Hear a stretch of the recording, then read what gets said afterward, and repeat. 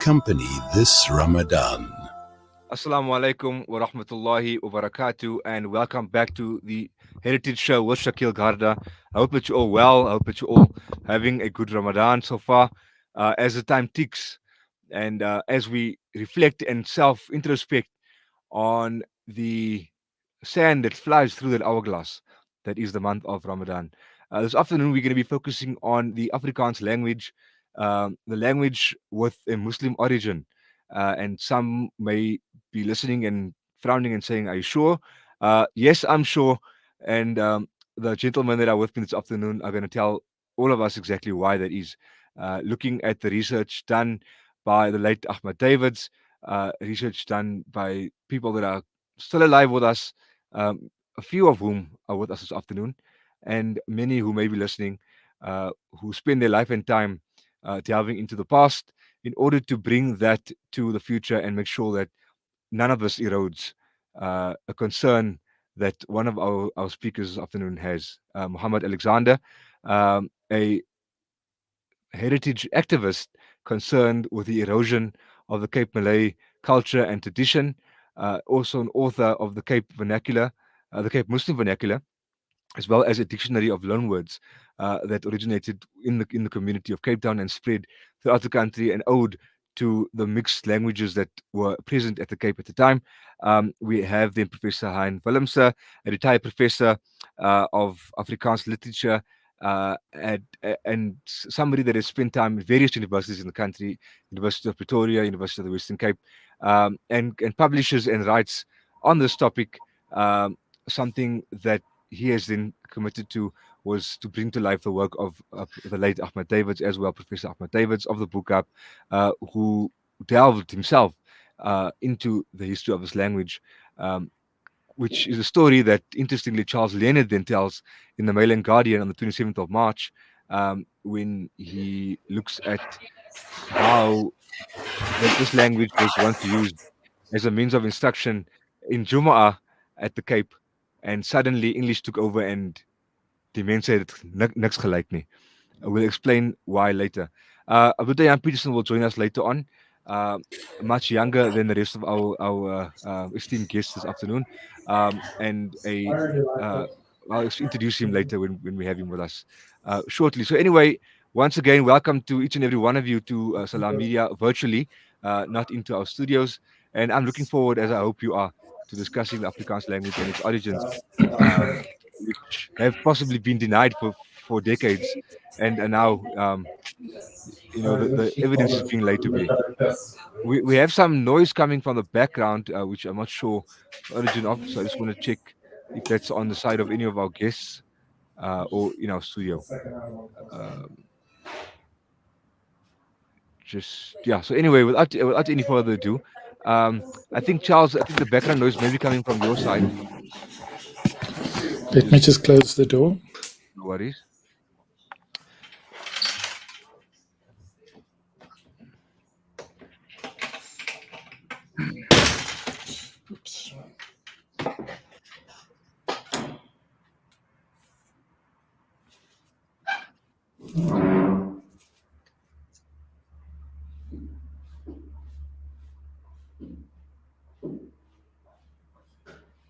Okay, we'll be ready shortly. Sorry for that. Nonetheless, so Professor Willemse, would like to speak to you first, I suppose. Um, you've spent time trying to unearth the works of Professor Ahmad Davids, as well as working the path of Afrikaans literature in many universities, which were fortunate enough to give Afrikaans a platform to be studied. Um, Unfortunately, when I went to virtual university, there was no offering for us as students to do that. And it was quite to my disappointment because I did a BA and I could have spent at least one of my subjects learning the Afrikaans language with the hopes of actually then using it as a tool for instruction and communication within the Muslim context. So I was unable to do that, but I'm glad that your students were. Um, could you tell us a bit about how you understand Afrikaans to have come about, and through the work that you've done, working this journey, what you've managed to uncover, and perhaps speak to us as if one doesn't know, because many of our audiences wouldn't perhaps have been exposed to this narrative until this afternoon. And welcome once again. Thank you very much, Shakil. I think one needs to start off right at the beginning. The history of Afrikaans is a multi-layered one. I think that's what it's the one point that I think one needs to make, is that it's a multi-layered one, and it comes from very various parts of the world in a sense. Its lexifier, that's the base language, is obviously Dutch, and there's a kinship with Dutch and the Western Germanic languages. That is, I think, a common. We should have that common understanding, but it has been influenced, and I think the point that I think perhaps need to make before we start, on the language discussion, is that the history of South Africa is very much a history of colonization, and people were imported. People who were made slaves were imported to South Africa from Southeast Asia, from the Coromandel Coast, that's India, what was known previously as Ceylon, and so forth, as well as the African continent, West and East Africa, and as well as the as Madagascar and some of the islands, the Mascarene Islands in the Indian Ocean. So people were imported from various parts of the world to serve here as slaves, as laborers, as indentured labor, and they were also brought in, especially from Southeast Asia, because they were political prisoners under the regime in the Southeast Asian archipelago, because they resisted Dutch rule and the Dutch colony in the Southeast Asian environment. So they were brought to the Cape, the Western Cape, what we today know as the Western Cape or Cape Town. And they found, obviously, these people came from various backgrounds, be it laborers, be it intellectuals, be it writers, be it slaves, generally speaking, and they were brought to the Cape. So the basis of governance in the Cape was based on Dutch. The religion was Dutch Reformed generally. The political system was Dutch inspired, and they had to adapt to that particular environment. So one needs to understand the history of the Cape also as a history of acculturation. People came here because they came from various backgrounds and they had to adapt to a new environment. And part of that adaptation was the adaptation to the ruling language at the time. And that happened in the middle of the 17th century. So by the 100 years later or so, say by the end of the 18th century, you had a verifiable change in the language and the language acquisition of people. The Dutch was still the most important language, but it had adaptations, local adaptations that took place from the indigenous people, the so-called Khoi people. People were called Khoi people, the slaves from various backgrounds, and those people who brought their own histories, be it alternative literacies, be it other languages, and all of that impacted this new language that was developing. That we, by the end of the 100 years later, after 1652, start calling Cape Dutch. And if we look at what travelers to the Cape said, most of them said there was a new language developing, a different language. Language was afoot happening in the Cape colony. We can call it a colony. It was actually just under the rule of a merchant company at that time, but we can call it a colony. And they at that time these travelers recognized that something was happening in terms of language, that it was not the same as the Dutch that was spoken in metropolitan Holland or the Netherlands generally.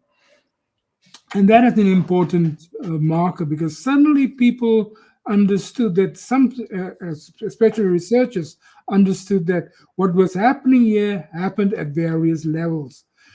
People, there were various origins to this development. People from Southeast Asia changed their language because of their religion, because of the words that they used in their religion, because of the ways that they approached their oh, just syntax or just making words. For instance, the locals, the indigenous people changed the language in their particular way, and the people from European origins changed the language in their ways as well because they were not all Dutch speaking, they came from various parts of Europe. And all of those strands eventually developed into what we would call today, generally speaking, Afrikaans. But they would, as far as I can see, and as far as I think most people today recognize, most linguists generally recognize, is that there was a history of acculturation taking place. And all of these strands were quite dominant. And if we just take one of those strands, namely what we're talking about today, the history of Southeast Asian slaves and their backgrounds and how they came to the Cape, and they brought along with them, especially with those political prisoners, they brought along with them religion, uh, Islam. Now, Islam was not tolerated, was not in the official, was not a recognized religion up to about the end of the 18th century. It was not necessary. It was obviously there was the so-called Demon van Diemen statute that prohibited Islam in the colonies and also at the Cape.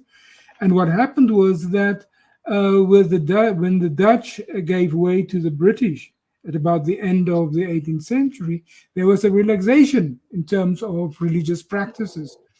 And that gave rise to a stronger Islamic practice, either in religion, but also in the madrasas. The madrasas became quite important. And we can talk about that perhaps in more depth.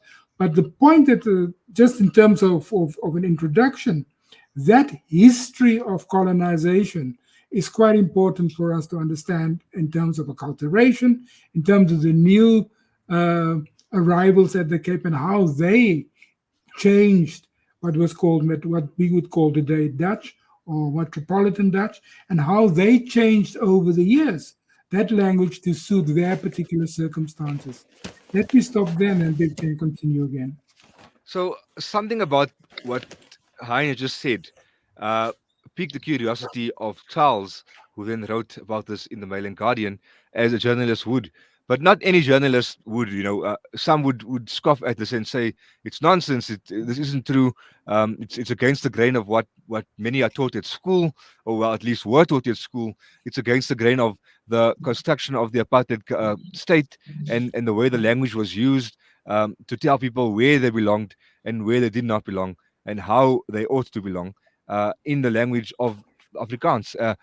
However, Charles, something about this topic obviously caught your eye and attention, and I don't know if it was the book, but it probably was. But I'd like to know from your perspective how this language and its origins was something that you believe should be brought to the fore, because as I said to you privately, this is not new information, but it is something that gets brought back into the public eye again after a siesta of a few months or years. And as I said to Muhammad earlier, was that some people would either be disturbed by this and others would be affirmed by this. So let's hear from you, Charles. Shakeel, thanks. Yeah, I've been a journalist for between 30 and 40 years. My mother tongue is Afrikaans. I was involved in anti-apartheid politics. There were some Afrikaners who were involved in that. And because of that history, I've always been interested in different types of struggles. And one of it was people who are Afrikaans speaking, not only white people, but also black people who were involved in the struggle against apartheid. And as someone who still holds progressive views, I've always been fascinated about where Afrikaans going, where our Afrikaans speakers are going. So yes, it's correct. I saw Jacana releasing the book, the Ahmed David's book, a new reissue. It's now called the Arabic Afrikaans Writing Tradition.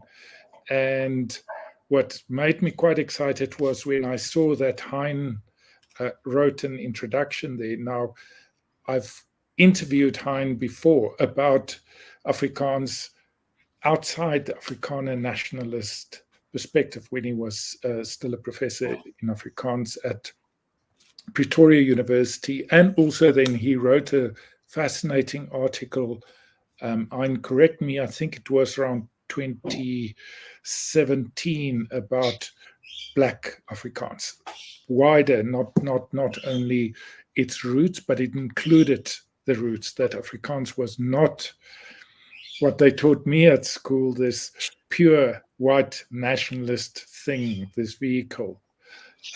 So that's where my interest came from. And of course, once a year, the Mail and Guardian has what we call the Guard edition. Now, the Guard edition's been going for easily 2 decades. And it is always fascinating, and it's read by people from all sorts of religious traditions. It's written, the articles are written by staff members, but also by guests. And I'm the arts editor at the Mail and Guardian. And we also, of course, took the theme on.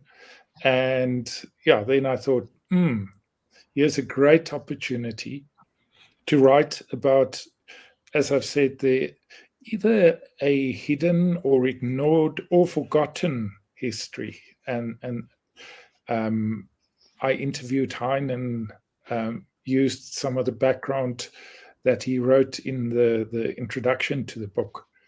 And yeah, it's had such a lovely response. I'm quite pleased because, as you've said, Shakeel, it's some people know the history, but a minority or a majority of people rather don't know it. And the responses has been people going, my word, I never knew this.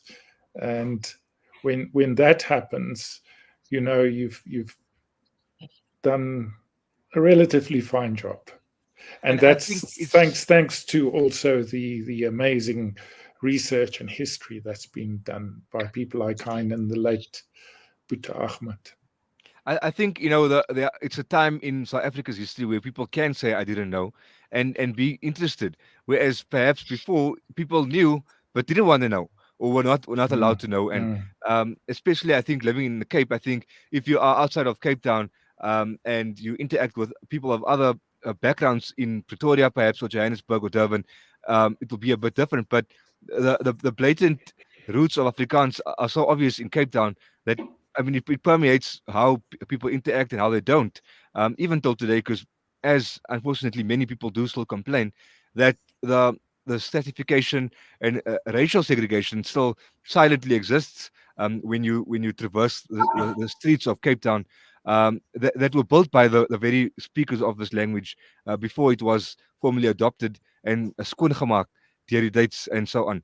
But you know, I think that a God edition for it to coincide with Ramadan as well is quite interesting, and I think people as Muslims especially engage with Islam in a very literal sense sometimes, where one would spend a lot of time, of course, reading the Quran during this month and giving charity and fasting and so on. However, to look at a language and its history and the way it shapes a community and still does in this month, I think for me is quite poetic. And thanks to the arts director, at the Mail and Guardian for bringing that to the fore so we can have this conversation today. But over to you, Buta Muhammad, as someone that grew up in the community, that was probably spoken to, scowled at, and instructed in Islamic way as well, in this language, seeing, as you describe it, a concern for its erosion, not only of the language but of the culture and tradition that go with it. How something compelled you to write and to put this a dictionary together, which eventually evolved to a bigger, better book that many people are curious about still today. As someone that grew up in this community and with this speaking tradition, what inspired you, and what's your earliest memory maybe of realizing that Afrikaans is actually not just the language of the oppressor? Marvelous. In the past, South African history was never taught in its totality. Only a certain histories were taught in schools. The result of this is that many non-Europeans didn't know their histories. And one example of this is that the Afrikaans that we speak, and because people didn't know the histories, they just assumed that the Afrikaans they speak is a mispronounced version of the standard Afrikaans, while the opposite is actually true. And this is so sad. Today, when we speak about Afrikaans, we only think about standard Afrikaans. People are not aware that there are so many other variants of Afrikaans. For example, when I spoke to people weren't aware that there are all these variants of Grabits Afrikaans, Bosvel Afrikaans, Bakamas Afrikaans, Lavel Afrikaans, Griqua Afrikaans, Rimfasmak Afrikaans, Kaapse Afrikaans, Kaapse Muslim Afrikaans.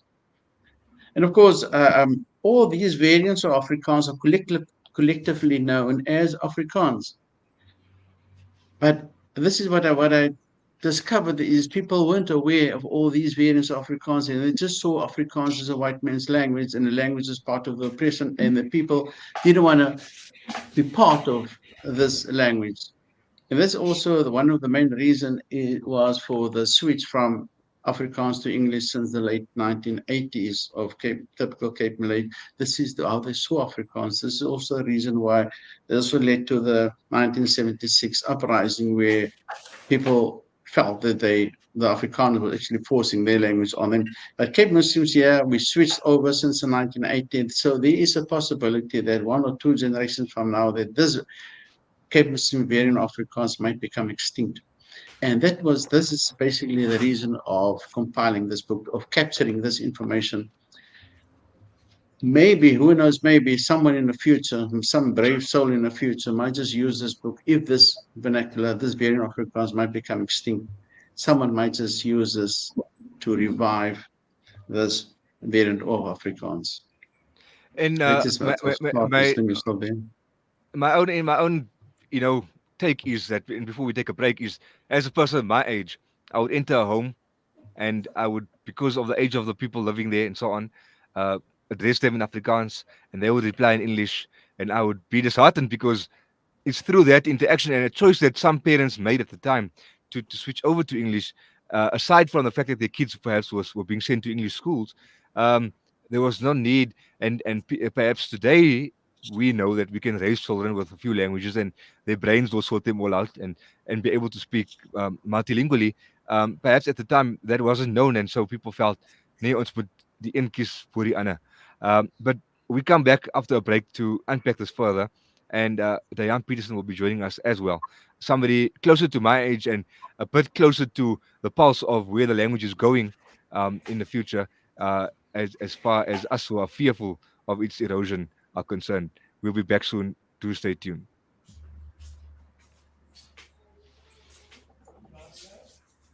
Media, your spiritual companion this Ramadan.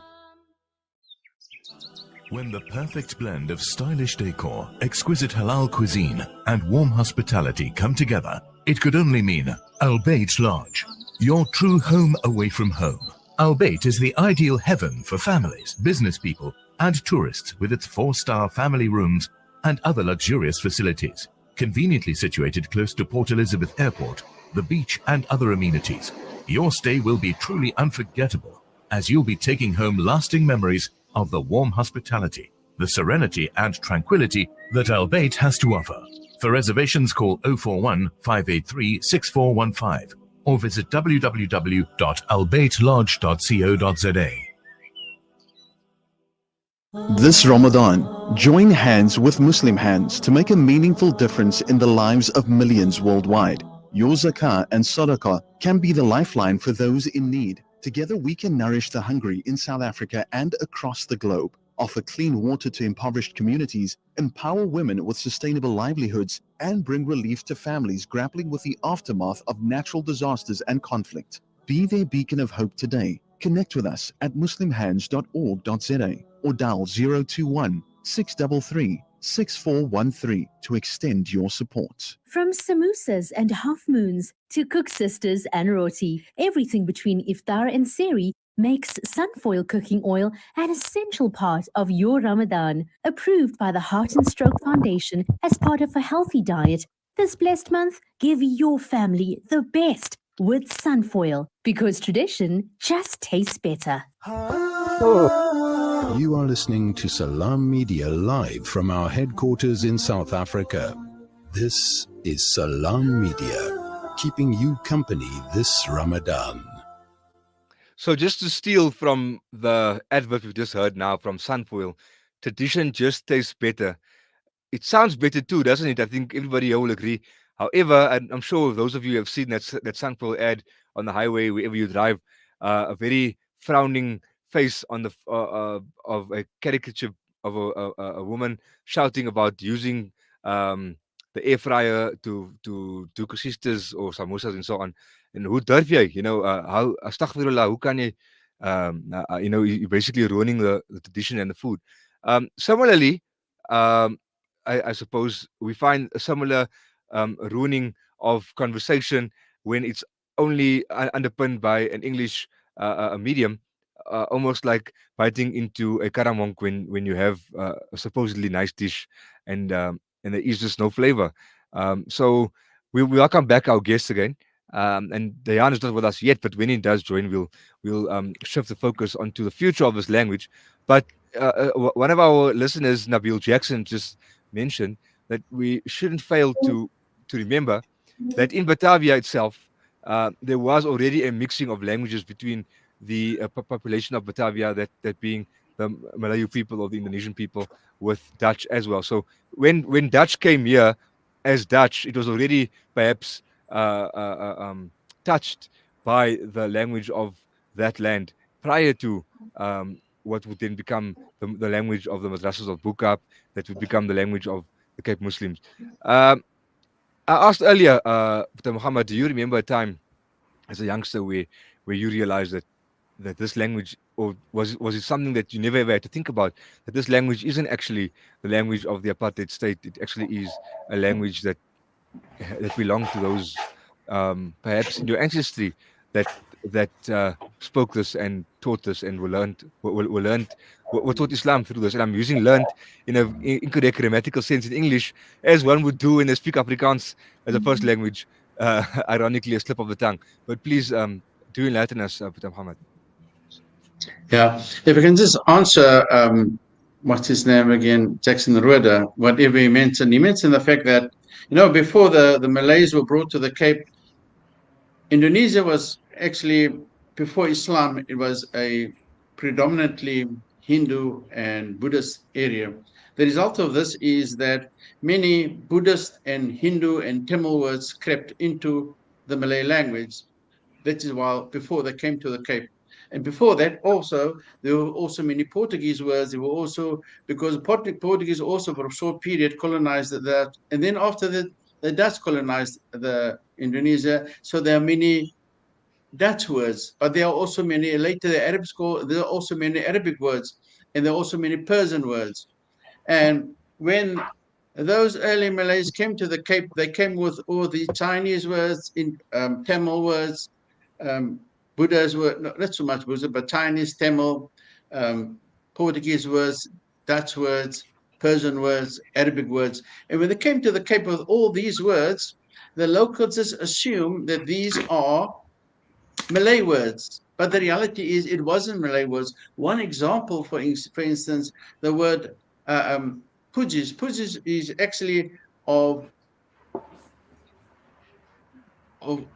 a Sanskrit word. And then also you get the word like puasa, also of Indian origin and so on. But many words, and locally they just assume, and all these foreign loanwords which became part of the Indonesian language became part of the Cape Malay vernacular, all these foreign loanwords. Just to answer on that. And I And mean, what was I the other noticed that question? when we switch over to Afrikaans post 1985, or thereabout, of course, there's no specific moment where people decide, ons gaan nie meer Afrikaans praat nie. But when that happens, some of those loan words that are particular to the Muslim life and lifestyle also fell away, where um, they would be replaced with the English. So it would be fasting and not puasa. It would be well, I couldn't think of any other examples, but that there, I think, is where one becomes to panic, because at the same time, new words come in from the Arabic peninsula as well, which is not a bad thing, obviously, with the Quran being revealed in Arabic.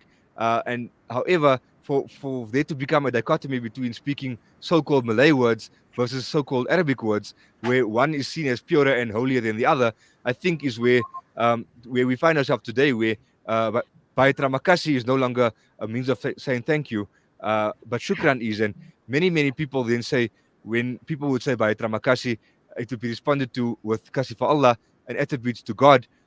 And when you say shukran, you just say afwan, it's a pleasure, thank you, and there is no God in the exchange. Much to the dismay of those who wish to revive this language. So Abdullah Peterson joined us now, and he is pursuing his honors in environmental and geographic studies. Although he is an archive researcher and someone that is able to read both Arabic, the Javanese script, as well as Afrikaans. And for someone that is only 24 years old, that is quite rare and unique. But it shouldn't be that way. So, Dayan, in your opinion, what is the future of the Afrikaans language? Having spoken to the likes of Professor Hein Willemse, journalist Charles Leonard, as well as Dr. Muhammad Alexander, all of whom have spent time in some way or the other writing about the language, speaking the language, growing up in the language, and yourself, who grows up in a mostly English world. What is the future of this language, especially since you're able to read the texts from which this language stemmed, which is the Arabic text as well as the Javanese text as well? Hi, Assalamu alaikum wa rahmatullahi wa barakatuh. Thanks for having me. Unfortunately, I wasn't able to tune in for most of this show. It seems it's been about 32 minutes live so far, so I didn't get to hear some of the expert opinions, particularly from Professor Hein Willemse, Mr. Charles Leonard, and Dr. Muhammad Alexander, that I know quite well. And so my perspective is going to be uninformed by what has been said earlier, and I hope it doesn't raise too many eyebrows, but rather I believe it is a youth perspective, particularly a Capetonian youth perspective, I believe. For me, and I guess it will be anecdotal as well, my opinion and feeling about the future of Afrikaans in Cape Town, in South Africa, is, unfortunately, I don't see a bright future for it. Despite the many efforts trying to keep the language alive, trying to educate people about the language, trying to preserve the history, the heritage of the language, and the many efforts to, preserve different dialects, the loan words, and so on. But unfortunately, and this is speaking to many other youth, it seems that there is a lack of interest in speaking Afrikaans.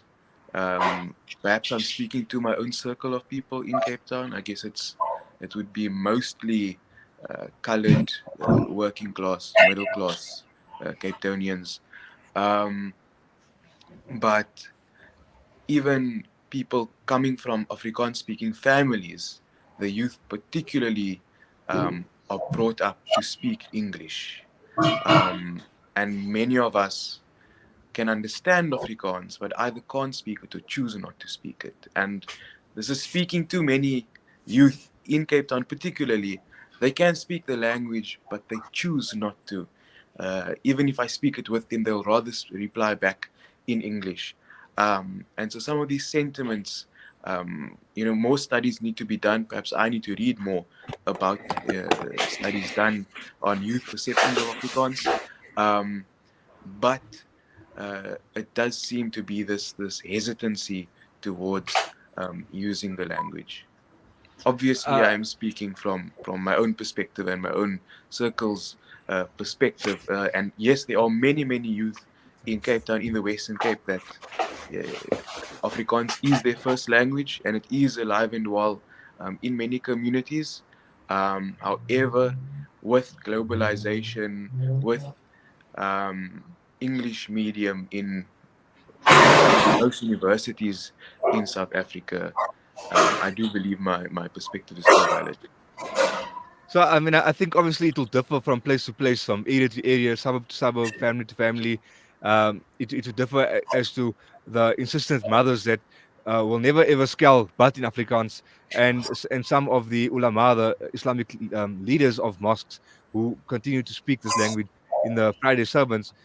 Especially, like as an example, I would often attend as a Joburger Cape Town's Azavia Mosque at the foothills of the Table Mountain, and often hear Afrikaans being spoken in a manner that is quick, it's fast, it's conveys, it's hairstyle, um, mixed with a very academic university English that the late Sheikh Siraj Hendricks used to speak.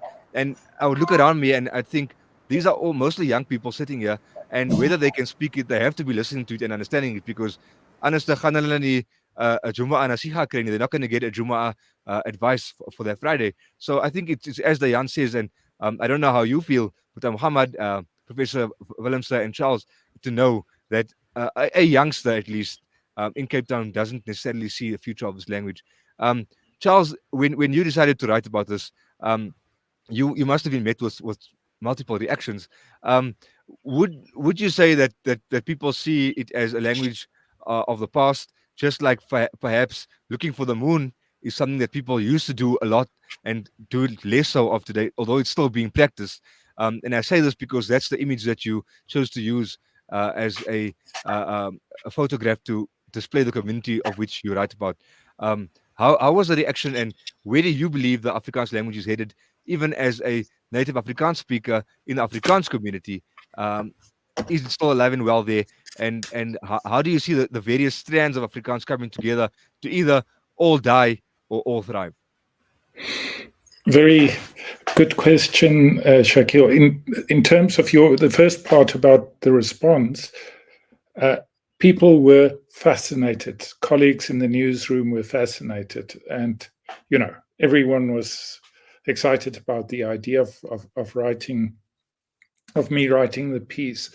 The second part about the future of the language, I don't see a bright future for the language.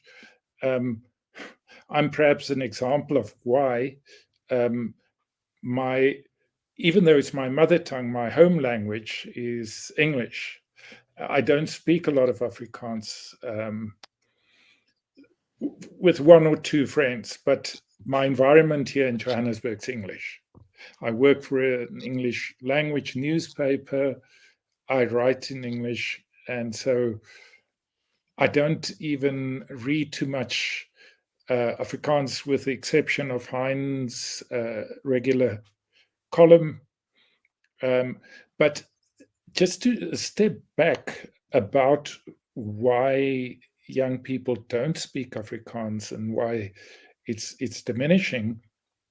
One of the things that Hein and I discussed in the interview, which I unfortunately didn't have space for, was he explained that it's an economic issue as well, why young people don't speak that much Afrikaans. And I think it may be a good opportunity for Hein to, elaborate on that. Yeah, I mean, by all means, Hein, Professor Willemse, if you'd like to jump right in there, I suppose, and explain why economics influences the use of a language. It might seem obvious, but maybe not so. So let's hear from you.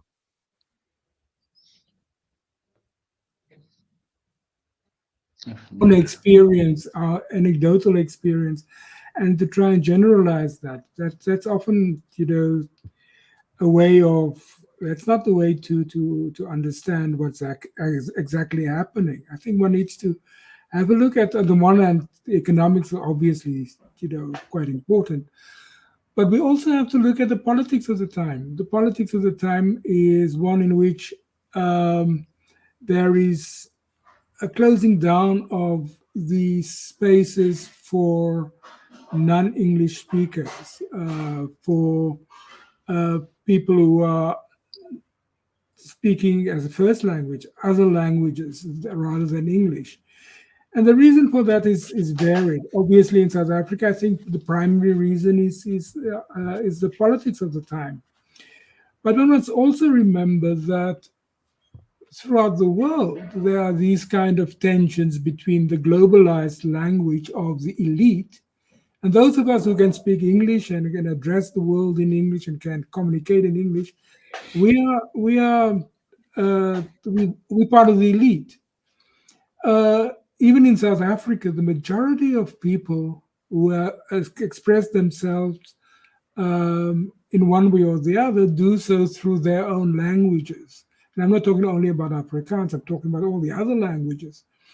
So English is often a very poor kind of replacement for deeper levels of language use. So when you, for instance, use cultural expressions and cultural engagement, people often revert to their primary language, that is their cultural language. And we often forget that that is the language of the heart. English is often, in most cases, a bridging language between in the workplace, over the internet, over public schooling and so forth. But the language of culture often is the other language or the other languages. And it holds true for South Africa as well, where the primary, if we look at just the statistics of language use in the country, the Nguni languages are the languages that are used most often, followed by Afrikaans. So if you look, and then thereafter the Sotho languages, English is about the 7th or 8th used language in South Africa. So we should not be waylaid by our own personal experience. Our personal environment may be very different from that of the majority of people. What I also said in my interview with Charles was that I find, even in the Cape, I find alternative developments around Afrikaans happening. For instance, the Afrikaans movement, which is obviously a political kind of movement, but also a cultural movement, where people are in the process of readapting what they call Afrikaans. They are writing, and these are not people who are considering themselves to be white. These are people who would be ordinarily be called colored. They are advancing these kinds of alternative approaches to Afrikaans. If you look at the development of Afrikaans publishing, for instance, in the last couple of weeks, I've been reviewing a number of books. One of them, which is, let me just see what is the title of this book, the latest book here, Een Voet in die Kaber. This book, I've just received it to review. That is written in Kaap, in a particular form of Kaap. And over the last couple of years, that has been quite a clear development that a number of people are reclaiming Afrikaans, and then particularly Afrikaans, for their cultural and political purposes. So I think on the one hand, that's certainly true that there are a number of certain quite serious impediments in the development of Afrikaans into the future. And that is clearly so. But it also, there's similar implications for other languages in South Africa, which, as far as I'm concerned, quite serious. And we need to recognize that if we become an overall monolingual country, it will always be a second-rate country in many respects. If we do that, simply because the language itself has very little cultural roots in the country itself. And if you can, I mean, just your example, Shakeel, talking about skelling, or when the people address you, your family members address you, they address you in Afrikaans or versions of Afrikaans and not in English, because English has become, it's a very staid kind of expression that we often have in South Africa. And it hasn't got the cultural depth that we would find in a language that's well developed. And that goes for throughout the country in terms of all the other languages. So when Jan speaks about there's a lack of interest, there's often a lack of interest coming from a particular class of young people, not all the people, not all the young people, but a particular class of young people. When he says there's a hesitancy, yes, I think that is quite true, but there is also an activism happening at the same time. So one needs to have a more, I think, complete picture of what is happening rather than just the anecdotal experience. And I think one needs to, the politics of globalization is something very interesting, because part of the politics of globalization is the fact that people are asking themselves quite often, how do we look at localization within this globalized world? The globalized world has the tendency to repress local histories, repress local experiences. Not all of us can address the world in English, but we can address the world in our local language, and that can be translated. So these new technologies have new developments that are taking place and happening at the same time. So I would be very careful to say that globalization means only speaking in the major languages of the world. I taught, for instance, and just by way of example, I taught in Mexico at one point in my life, and I asked my students to submit their assignments to me to submit their assignments, and there was a little riot, because they understood that I said to them that they should submit their material in English. That was not what I said. I said you could submit it in Spanish. My Spanish is not all that good, but I can mark your work in Spanish. And their reason for that was that it was the language of the United States. And they resisted the language of the United States, which was English. That's coming from an elite, because that was an elite school, an elite university. They resisted the language to submit the work in English because they resisted the United States. So one needs to be very careful about making the kind of sweeping statement about globalization meaning English. And I think there's various levels of resistances to and fro's happening throughout the world. So I think there's a more nuanced experience and understanding is necessary here. Let me stop Yeah, there. so I mean, of course, I think when one speaks of globalization, it's not an unnuanced blanket term for what we're all experiencing.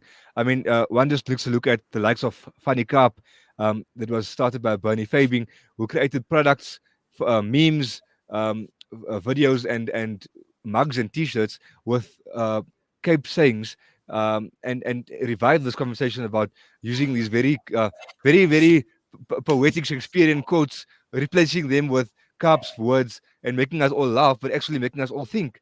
And then the likes of Saint Oyster, that is a show that people watch now, on DSTV that has a white Afrikaans speaking family, a black Afrikaans speaking family, a colored Afrikaans speaking family, a Malay Afrikaans speaking family, and how Afrikaans is what all have in common, but really they live their lives in a day-to-day way, and you hear the different types of dialects when you switch from family to family as the show progresses.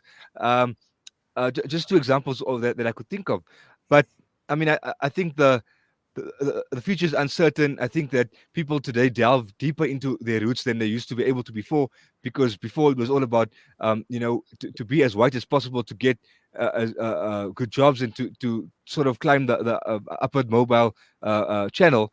Today, that's not necessarily the way to do it, and so embracing ethnic roots, embracing mother tongue and the way one was brought up is something more popular than perhaps it was in the 70s, when people that raised us were being raised, and so um, perhaps all is not that dark and gloomy, but I do think that we won't ever hear a exclusively Afrikaans conversation happening in future, perhaps ever, for the likes of myself and Dayan's generation, when we grow into middle age and beyond that.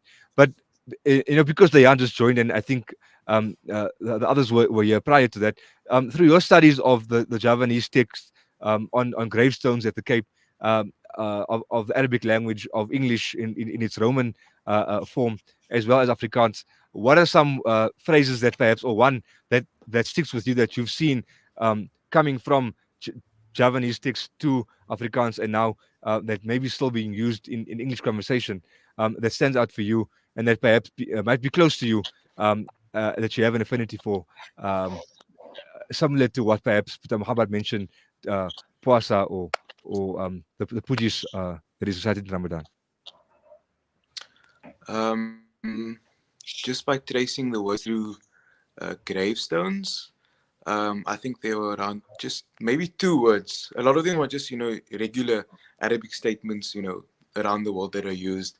Inna lillahi wa inna ilayhi raji'un. Bismillahir Rahmanir Rahim. But the 2 main ones were, the first was meninggal, or meninggalkan, meaning to die, and that is a word that is still used today by many people in the Cape Muslim community, colored Muslims, even some Indian Muslims as well, meaning to die. So that is the one word. The second word, which I found interesting, is the use of the word qubur. So there would be as part of the way that the tombstones, or the language is written out, it would say وَصَاحِبُ هَذَا الْقُبُرِ, meaning the owner of this grave. Now in Arabic it should say وَصَاحِبُ هَذَا الْقَبْرِ, in the singular, qabr, the owner of this grave, but it's وَصَاحِبُ هَذَا الْقُبُرِ, meaning the owner of this grave's, qubur being the plural. And what's interesting is that till today, if you speak to people in Bukap, again anecdotal, in the Malay or Cape Muslim community, they will refer to the grave as the kubur, and the tuan kubur, meaning the person that looks after the graveyard, the kubur plus, or the graveyard, in the Cape Muslim dialect, I guess. And so it's really these 2 words that stand out for having survived the test of time. The rest of them are just, things that are still part of the religion, I guess, like Inna Lillahi and Bismillah and Salawat and so on. Yeah, I mean, I think that the fact that we're speaking about a dying language and speaking about the cemetery is quite poetic. But of course, we hope that this won't be a language relegated to the kubus, or the place of burial of Muslim people, and one that is still spoken and understood. What I find interesting for me personally is when I travel in Cape Town. I'm from Joburg, but when I travel in Cape Town and visiting different families, the level of Afrikaans and its fluency will change, and it will speak a lot to the education in English of those families, where they live in Cape Town, and how much perhaps sport they play, how involved they are in the dhikr jamas, the khadat jamas, in the Cape, or the Moluja mask for the ladies especially, and how removed or affiliated they are to their nearest masjid and how old the clergy of that masjid is, because all of those factors would determine how much a family member can speak Afrikaans, and I would often feel my tongue moving in different ways as linguists have studied that they do, depending on the home that I'm visiting, and having to be very aware of um, the type of slang one uses, the type of nuances that one brings forth, because let's face it, language does sort of come with baggage, and the Cape is a very stratified place, and always has been, and so this language itself then is also a marker of those echelons of a society that was made up not only by slaves but by scholars, by teachers, by warriors, and those who fought colonialism.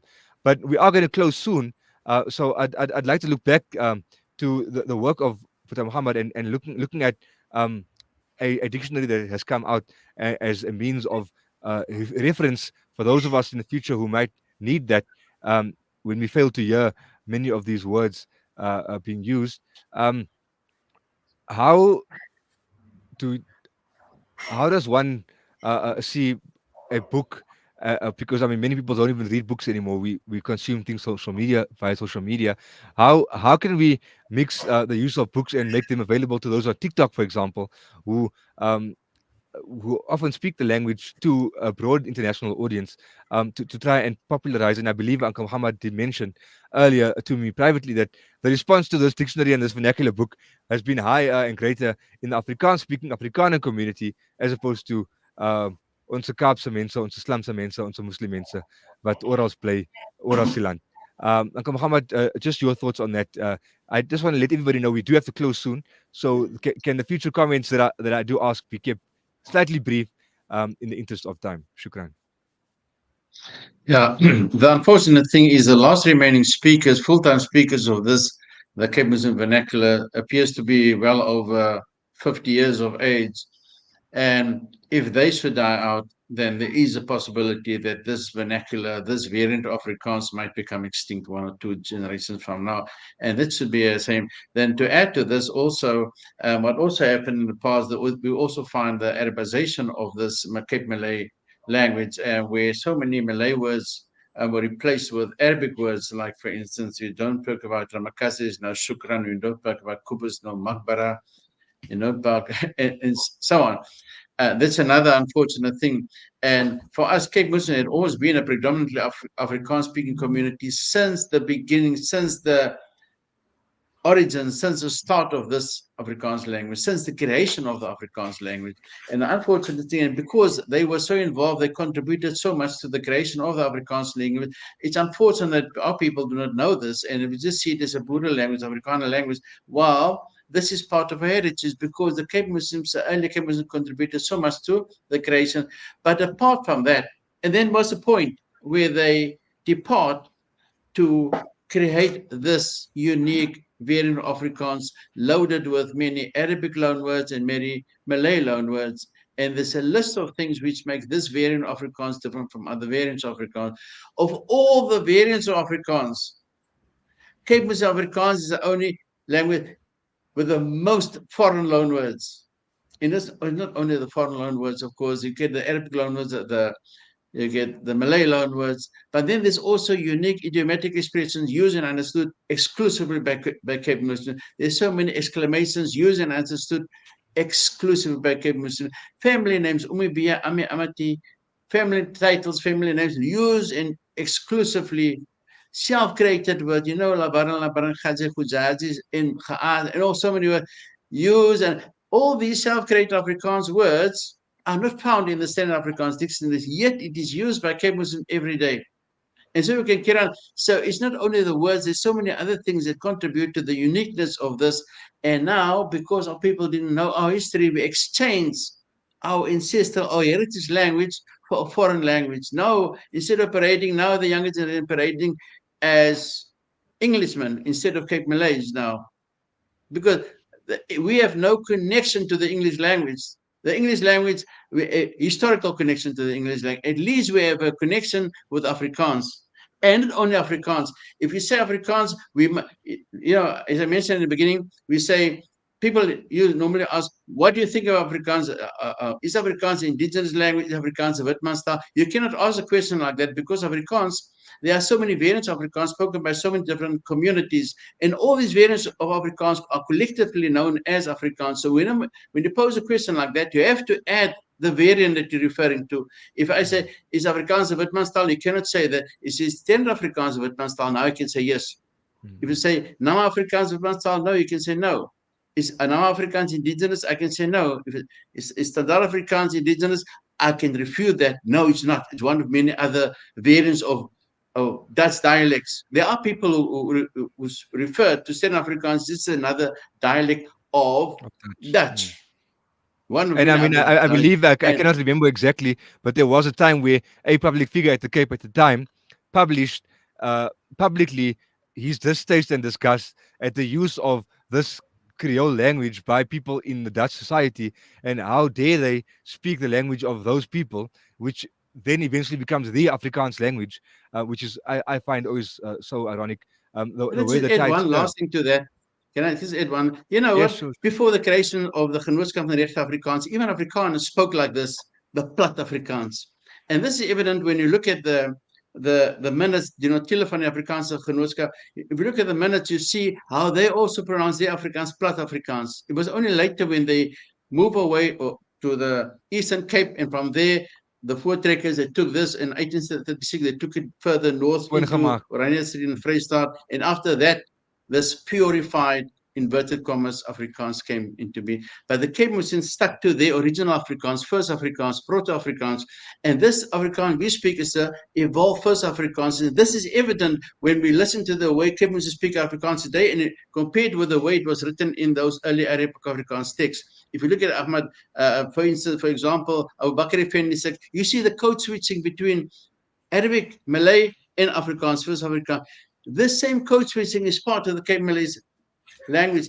And this Afrikaans was used before the creation. So the Afrikaans spoken by Cape Muslim today is the evolved first Afrikaans. And nowadays we say this is stigmatized, and the stigma people are seeing this is a mispronounced version of Standard Afrikaans, while the opposite is actually true. This version of Afrikaans existed long before the creation of the Standard Afrikaans. So this preceded Standard Afrikaans. So Standard Afrikaans is a breakaway language from the first Afrikaans language. And it's, in other words, it's the other way around. Standard Afrikaans is the mispronounced version of first Afrikaans. Sorry, I can carry on with this. No. Okay. Look, with that passion, I don't think Afrikaans will die very soon. Maybe it will eventually, but not as soon as one would think. So, Charles, your audiences at the Mailing Guardian can rest assured that die vir 'n lang tyd nog gaan lewe. En ek sal nou sê inshallah, and that would be heard among Muslim people only. But obviously, as a person that travels the world as well, you find this language being something that we find ourselves hearing somewhere overseas, and you realize, hey, that's South African, and suddenly the heart warms up. So may that always be so, and may this be a means of connecting us to our ancestors and to the many nameless graves that lay strewn across the Cape of people who formed this language and its community and its many tributaries. And to go back to Diane's images of that mesang, that gravestone, with words that we still use in Afrikaans language, may the language not be laid to rest, but may thrive. And mag Allah vergun dat ons vir jare nog details praat, inshallah. But of course, many languages that preceded Afrikaans have stopped being spoken completely. And so one may need to face the fact that could be the fate of Afrikaans. In a Muslim context, from an Indian perspective, the Gujarati language is not one spoken among young people. The Memon language is not really spoken. Konkani not really spoken. So just like Afrikaans might die among Malay speakers, the contemporaries of Malay community, being the Indian community and its various tribes and tongues, have also already faced death to its youth. And so perhaps we look to the indigenous communities to give us a language that is both Muslim and relevant to the future of this country, inshallah. And with that, I thank all of you. I say bye tramakasi, I say shukran, I say thank you, I say danki, and inshallah we will listen to the wisdom that has been spoken here in future and delve deeper. I think 1 hour just wasn't enough. I thank each of you, and I will allow perhaps each one is to greet, but not to say much in that greeting because of time, with Charles and then Professor Willemse and then Diane. Bye, Donkey. Thank you. I've learned a lot from these clever people, and congratulations to you for finding such brilliant, insightful speakers. I have really learned a lot. Donkey. Shakeel, thank you very much. I think it was a very interesting experience, and I think there's a lot that we can actually take from this conversation. And I hope that young people like Gian and others would actually have a look at the kind of experiences that they have, and see where we can meet in the future and talk about the developing environments, because I think this is quite important for us broadly, culturally speaking, as well. For the broader community, I would say. Thank you very much. And Diane, any last words from yourself? Shukran to you, terima kasih, for having me on here and being a good host. And also want to say thank you to Professor Hein Willemse for the corrections and guidance, particularly for the future meetings. Thanks. And with that, I say shukran, baie terima kasih, dankie, and thank you to each and every one of you listening as well. Please share this and share the language that you speak, whichever language that is, and from whichever country or continent that language hails, whether locally or abroad, so that this doesn't die with all of us as we become a globalized community. And wassalamu alaikum wa rahmatullahi wa barakatuh.